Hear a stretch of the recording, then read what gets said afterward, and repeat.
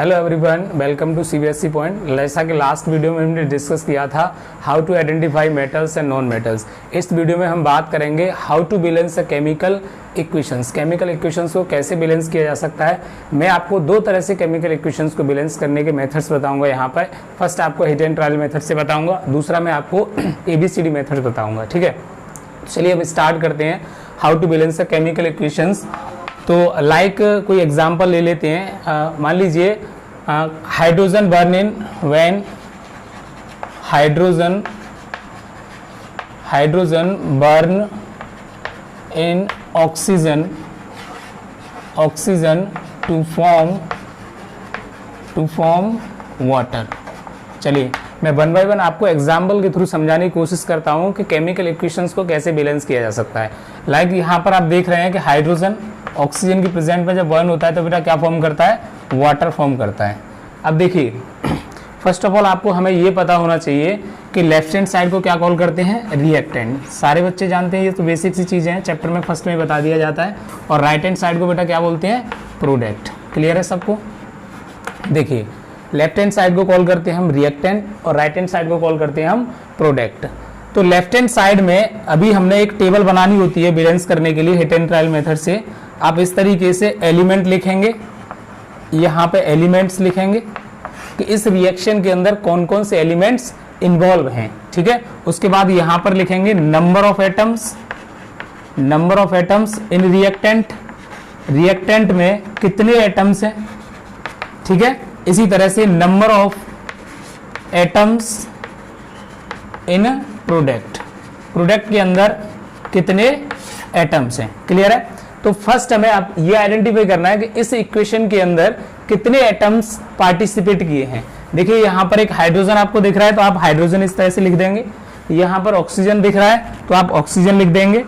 अब देखिए यहाँ पर कोई और आपको एलिमेंट दिख रहा है जो इस रिएक्शन के अंदर पार्टिसिपेट नहीं दिख रहा है आपको। ठीक है, तो हाइड्रोजन के रिएक्टेंट साइड में कितने एटम है बेटा, 2 है यहाँ पर, तो आप 2 लिख देंगे यहाँ पर। इसी तरह से आप number of atoms in product side में जाएंगे, हाइड्रोजन के कितने यहाँ पर 2 हैं तो आप 2 लिख देंगे यहाँ पे। ठीक है, उसके बाद आप ऑक्सीजन के number of atom find out करेंगे।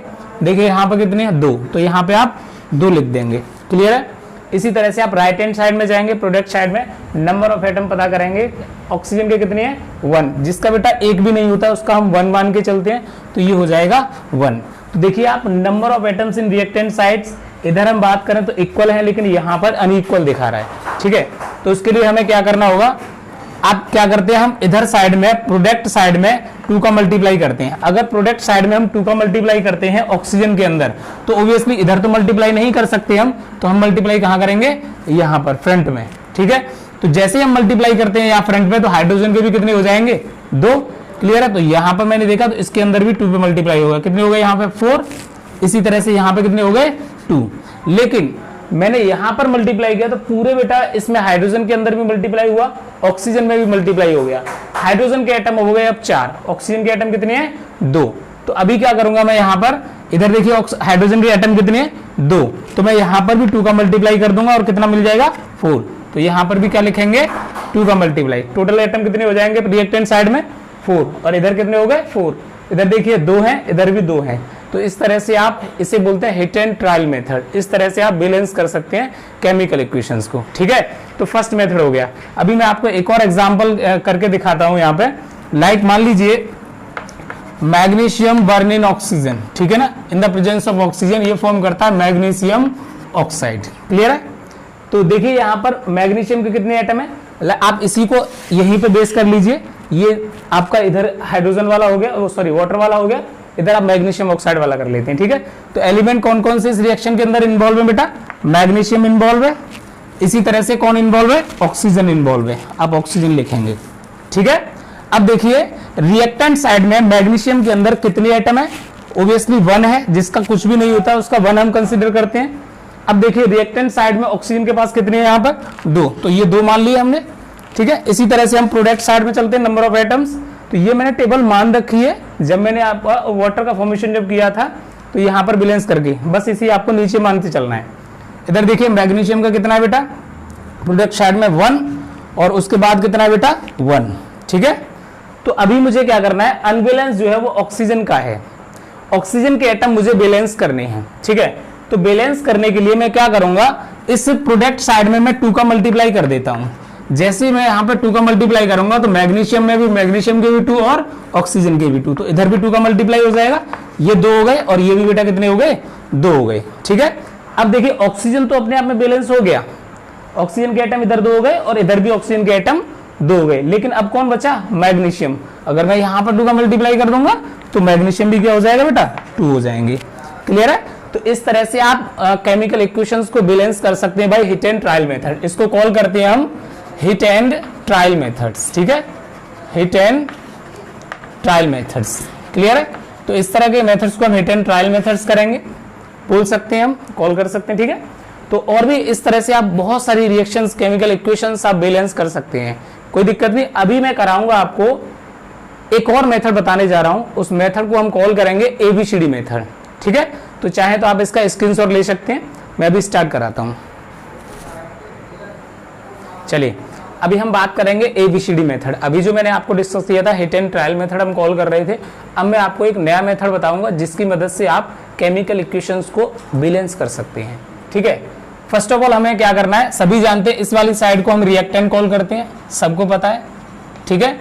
और इस वाली साइड को हम क्या कॉल करते हैं, प्रोडक्ट कॉल करते हैं, ठीक है।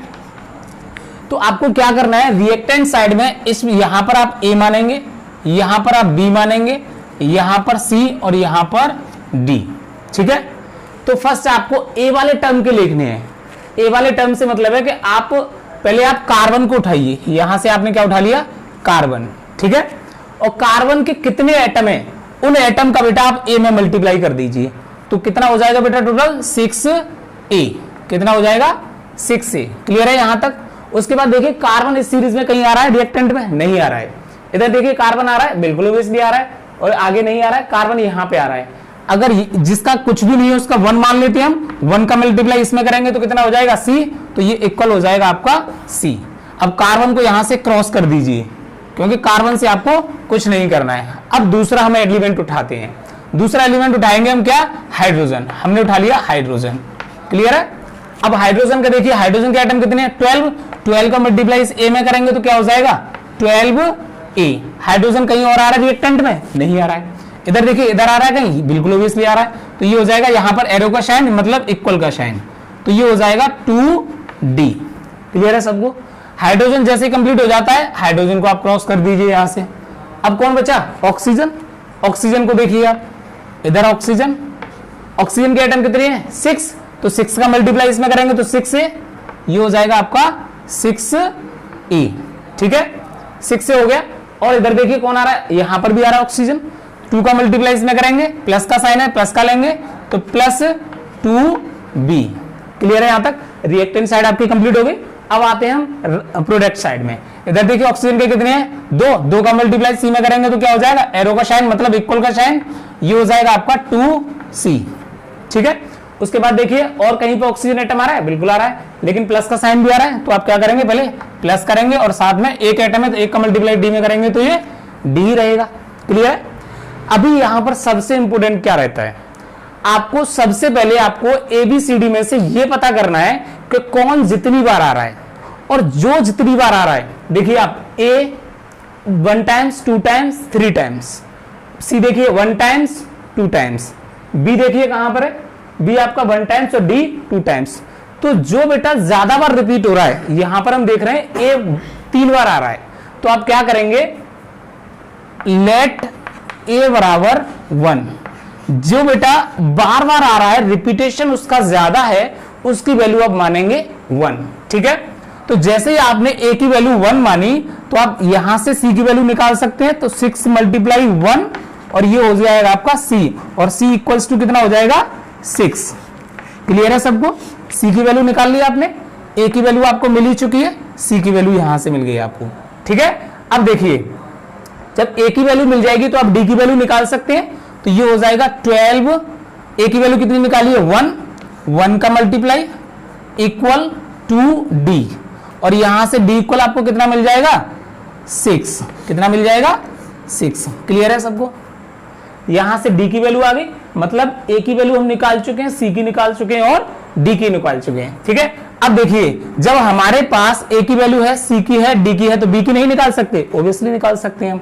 देखिए यहां पर 6 मल्टीप्लाई ए की वैल्यू कितनी दे रखी है 1 प्लस 2v इक्वल सी की वैल्यू कितनी है 6, तो यहां पर 2 मल्टीप्लाई 6, उसके बाद प्लस डी की वैल्यू कितनी है 6, तो यहां पर 6 लिखेंगे। ठीक है, तो 1 का मल्टीप्लाई इसमें करेंगे तो 6 प्लस 2v इक्वल, और ये हो जाएगा आपका 6 का मल्टीप्लाई इसमें 12 प्लस 6। ठीक है, तो ये यहां से आप इधर ले जाएंगे तो नेगेटिव हो जाएगा, 2v इक्वल 12।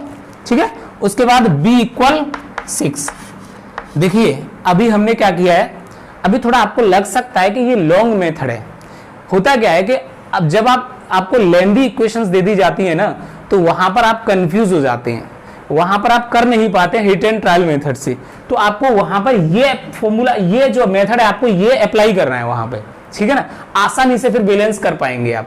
तो देखिए ए की वैल्यू निकाल ली आपने, बी की निकाल ली आपने, सी की निकाल ली, डी की निकाली।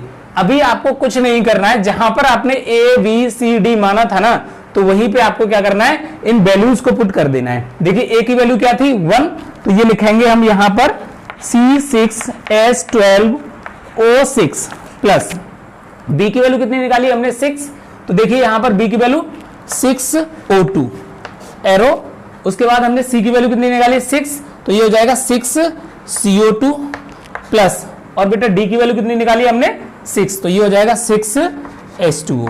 क्लियर है, तो ये देखिए आपके सामने ये बैलेंस हो गई है। आप नंबर ऑफ एटम मिला लीजिएगा, लेफ्ट हैंड साइड के एलिमेंट के नंबर और राइट हैंड साइड के ये इक्वल मिलेंगे आपको। ठीक है ना, ये आपकी इक्वेशन यहां पर बैलेंस हो गई है। ठीक है, तो गाइज इस वीडियो में इतना ही, बाकी हम नेक्स्ट डिस्कस करेंगे।